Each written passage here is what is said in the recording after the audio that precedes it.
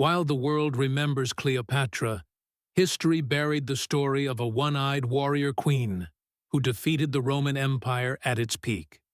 She commanded armies, built pyramids, and ruled an empire richer than Egypt itself. Her name was erased from textbooks. Until now. This is her forgotten story. Picture this. The year is 24 BCE. The sands of Nubia run red with Roman blood. A woman stands at the front of her army, sword raised high, her remaining eye blazing with defiance. Behind her, 20,000 warriors ready to charge. Ahead of her, the most powerful military force the world has ever known. Rome has conquered Gaul. Rome has conquered Greece. Rome has conquered Egypt. Rome believes it is unstoppable. This queen is about to prove them wrong. Her name was Amanirenas. And if that name sounds unfamiliar, there's a reason for that. History has a way of forgetting the stories that don't fit the narrative. The story of a black African queen who humiliated Rome doesn't appear in most textbooks. It doesn't get taught in most schools. But the evidence is there, buried in ancient pyramids, carved into stone walls, and documented in Roman records they wish we'd never find. Before we go any further, if this story shocks you as much as it shocked me, hit that subscribe button right now. This queen's legacy deserves to be remembered, and by the end of this video, you'll understand why history tried to forget her. Let's make sure her story never disappears again. Now, let's begin. To understand Amanirenas, we first need to understand where she came from. South of Egypt, beyond the cataracts of the Nile, there existed a kingdom that rivaled the pharaohs themselves. The Kingdom of Kush. Today, its ruins lie in modern Sudan, but 3,000 years ago, this was one of the most powerful civilizations on Earth. While Egypt gets all the glory in our history books, Kush was equally magnificent.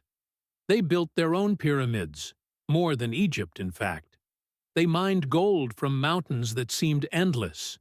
They forged iron weapons when iron was cutting-edge technology. They controlled trade routes that connected Africa to the Mediterranean, to Arabia, to India. Kush wasn't some backwater kingdom. It was an economic and military superpower. But here's what makes Kush truly remarkable. This was a society where women ruled, not as exceptions, not as temporary placeholders, but as legitimate, powerful monarchs.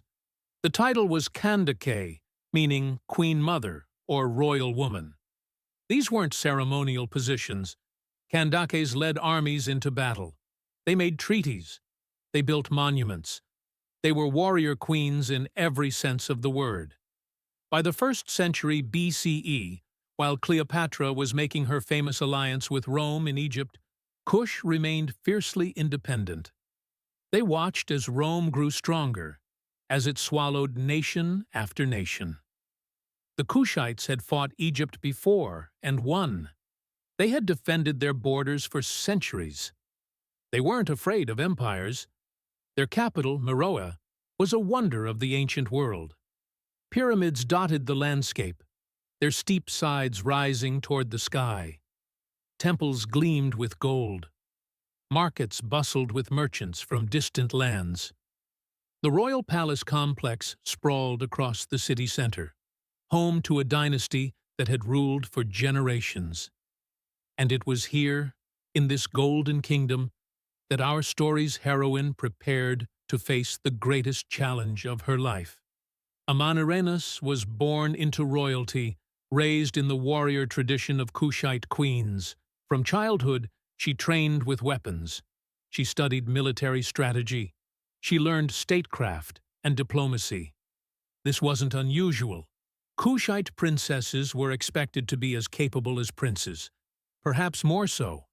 When she married King Teretekes, she became queen consort, but she was already a leader in her own right.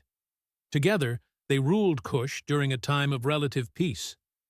They had a son, Prince Akinidad, who would one day rule beside his mother. Life was good, the kingdom prospered, trade flourished, the pyramids rose higher. Then Teretekos died. The circumstances aren't entirely clear from the historical record, but what happened next is undeniable. Amanirenas took the throne as Kandake, sole ruler of Kush. She was likely in her 40s, experienced, battle-tested, and absolutely unwilling to bow to anyone. Her son, Akinadad, became her co-ruler and military commander. Together, they would face an enemy unlike any Kush had encountered before. The year was 30 BCE. Cleopatra and her lover, the Roman general Mark Antony, had just lost the Battle of Actium. Rather than face capture, they chose death. Egypt, the last great independent power in the region, fell under Roman control. Caesar Augustus, the first Roman emperor, now controlled the entire Mediterranean coast. His armies stood at the borders of Kush. The new Roman governor of Egypt, a man named Gaius Petronius, had clear instructions: expand Roman territory, secure resources, and most importantly, make the neighboring kingdoms submit. He sent envoys to Meroe with a simple message: pay tribute to Rome, acknowledge Roman superiority, bend the knee. Amanirenas received these envoys in her throne room. She listened to their demands. She looked at the tribute they expected, the gold and ivory and slaves they wanted. And then she did something that would change the course of history. She said no. Not just no. According to the accounts that survive, she sent the Roman envoys back with a message of her own. Kush would pay no tribute. Kush would acknowledge no foreign power. And if Rome wanted Kushite gold, they would have to take it by force. It was a declaration of war against the most powerful empire on earth. Some of her advisors must have thought she was mad. Rome had conquered every enemy it faced. Rome's legions were disciplined, well-armed, and seemingly infinite. But Amanirenas understood something crucial. Rome was far from home. The desert was on her side. And she had no intention of fighting a conventional war. She began preparing immediately. Weapons were forged. Troops were trained. Alliances were made with desert tribes who knew the land better than any Roman ever could. Amanirenas wasn't just preparing to defend her kingdom. She was preparing to strike first. In 25 BCE, while Rome celebrated its dominance over Egypt, Amanirenas launched a massive surprise attack. Her armies swept north, crossing into Roman-controlled territory with a speed that shocked Petronius. They weren't raiding parties. This was a full military invasion. The Kushite forces hit the city of Syene, modern-day Aswan, like a thunderstorm. They overwhelmed the Roman garrison. They captured Roman soldiers. They seized the city and everything in it. But Amanirenas didn't stop there. She ordered her troops to tear down every statue of Caesar Augustus they could find. This wasn't just about territory. This was about sending a message. Rome is not invincible. Rome is not divine. Rome can bleed. One particular bronze head, a statue of Augustus himself, was dragged back to Meroe. Amanirenas ordered it buried beneath the steps of a temple, so that every Kushite citizen would walk over the face of the emperor. Archaeologists found that head in 1910, exactly where she left it, a permanent insult preserved in sand. The Kushite army pushed further north, capturing 3 more Roman forts. They freed slaves. They took hostages, including high-ranking Roman officials. For the first time since Rome became an empire, an African army was winning a war against them. News of the defeats sent shockwaves through Rome. This wasn't supposed to happen. Petronius responded with fury. He gathered his legions and marched south with 10,000 men. The Roman military machine was coming for revenge, and they came hard. The two armies clashed somewhere in the Nubian desert. The battle was brutal. Swords rang against shields. Arrows darkened the sky. Blood soaked into sand.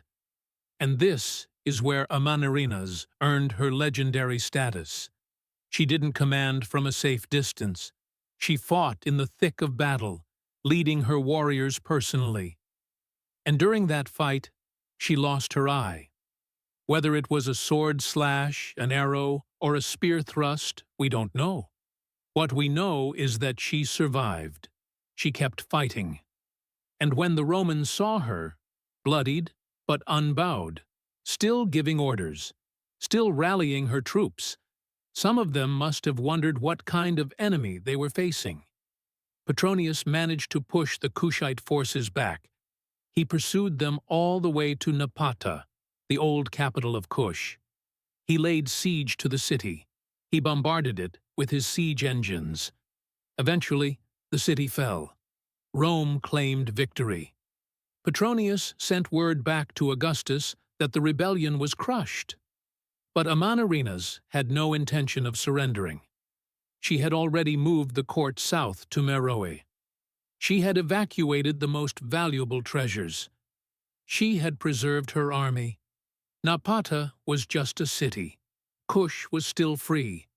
And now she was going to teach Rome what war in the desert really meant. For the next 3 years, Amanirenas waged a guerrilla campaign that drove the Romans to exhaustion. Her forces would appear out of nowhere, strike Roman supply lines, and vanish back into the desert. They poisoned wells.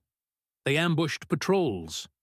They made every mile of Roman occupation a nightmare. Petronius couldn't pin down her army. He couldn't force a decisive battle. His soldiers started dying, not from combat, but from disease and heat and dehydration. The desert that Amanirenas knew like the back of her hand became Rome's enemy. Every day they stayed was another day of losses. Every week was another supply convoy that didn't arrive. Every month was another cohort worn down to nothing. Rome was learning a hard lesson. You can conquer cities, but you can't conquer a desert. You can defeat armies, but you can't defeat a people who refuse to quit. And you definitely can't defeat a one-eyed queen who would rather die than submit. By 22 BCE, Petronius was desperate. He had lost thousands of men. He had gained nothing. The province of Egypt was becoming unstable because all his resources were being poured into a war he couldn't win. And back in Rome, Augustus was asking uncomfortable questions. Why was a single African kingdom tying down his legions? Why couldn't Rome's finest general defeat a woman? Petronius sent word to Rome. He needed to negotiate. Augustus, pragmatic despite his pride, agreed. In 21 BCE, envoys from Rome and Kush met on the Greek island of Samos, and there, in one of the most remarkable diplomatic achievements in ancient history, Amanirenas secured peace on her terms. The treaty was clear. Rome would withdraw from Kushite territory. Rome would return all prisoners. And most importantly, Kush would pay no tribute. None. Rome, the empire that demanded submission from everyone, agreed to recognize Kush as an equal sovereign state. They drew a border and promised to respect it. Some historians argue that Rome got what it wanted, that the treaty was mutual. But the facts speak for themselves. Rome invaded seeking tribute and submission. Rome left with neither. Amanirenas got her people back, her territory back, and her independence guaranteed. By any measure, she won. Think about what this means. This was Rome at its absolute peak. The same Rome that crushed Carthage, that conquered Gaul, that defeated every rebellion in its vast empire. And a Kushite queen, fighting with a smaller army, in a kingdom most Romans had never heard of, fought them to a standstill and forced them to negotiate. After the treaty, Amanirenas ruled for years more. She built temples. She commissioned pyramids. She ensured her kingdom's prosperity. When she died, she was buried with the honors befitting a warrior queen. Her pyramid still stands in the royal cemetery at Meroe, a testament to a life spent defending her people. But here's the tragedy. Despite her incredible achievement, despite defeating Rome, despite being one of the most successful military leaders in ancient history, her story vanished. For 2,000 years, while children learned about Julius Caesar and Alexander the Great, Amanirenas was forgotten. Why? The answer is uncomfortable but necessary. History has been written primarily by Europeans, for Europeans. Stories that didn't fit a particular narrative, stories that showed African kingdoms as powerful and sophisticated, stories that showed white empires losing. These stories were ignored. Not because they weren't true, not because they weren't important, but because they were inconvenient. The archaeological evidence was always there. The pyramids of Meroe, the temples with her name carved in stone, the treaty documented in Roman records, the bronze head of Augustus buried in triumph. But until recently, very few people were looking. Very few people were teaching. Very few people were willing to admit that Rome, the eternal empire, was defeated by a black African queen. That's changing now. Modern archaeologists are excavating Kushite sites. Historians are re-examining ancient sources. Scholars are finally giving Amanirenas the recognition she deserves. Her story is being told in books, in documentaries, in academic papers. The one-eyed warrior queen is returning from the shadows. Amanirenas' story matters for many reasons. It matters because it's true. It matters because it challenges what we think we know about ancient history. It matters because it shows us that the great African civilizations weren't limited to Egypt. It matters because it proves that powerful women led armies and won wars long before modern feminism. But most of all, it matters because it reminds us that history is full of stories we've never been told. For every famous conqueror we know, there are dozens we don't. For every empire we study, there are kingdoms we've ignored. And for every hero history remembers, there are hundreds it chose to forget. Amanirenas wasn't the only Kandake to rule Kush. There were others before her and after her. There were queens in other African kingdoms. There were female warriors in civilizations we barely acknowledge. Their stories are still buried, still waiting to be discovered, still fighting for recognition. The question is, will we listen? Will we demand that our history books include all of history, not just the parts that make certain people comfortable?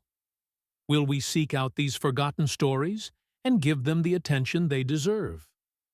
Will we remember the one-eyed queen who made Rome retreat? Queen Amanirenas defeated Rome when Rome was unstoppable. She protected her people, preserved her kingdom, and forced an empire to bow. Yet most of us never heard her name in school. That changes today, with you. Share this video. Tell someone about the one-eyed queen who made Rome retreat. Hit that like button if you believe her story deserves to be known. Subscribe because there are dozens more forgotten rulers like her, and we're going to uncover every single one. Drop a comment telling me what other hidden histories should we explore next. Remember, history isn't just what we're told, it's what we choose to remember. Let's choose to remember her.